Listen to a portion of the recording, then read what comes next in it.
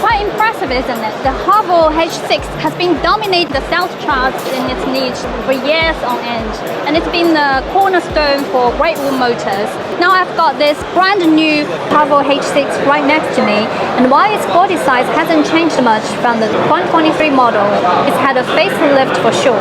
They've updated the grille, making it bigger and connecting it directly to the headlights. That borderless grille look has been a hit in China lately. They've added these vertical daytime running lights below the main headlights.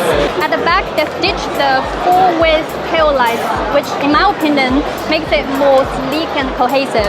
Inside, it's gone for a more minimalistic vibe, almost like an electric car. The central screen's gotten bigger and they've cancelled some of the physical buttons. This car has been a hit for a reason. It's not just about the affordable price, it's also got a good reputation of getting good word of mouth and being reliable. So let's see if the brand new H6 could continue to be the sales champion when it hits the market.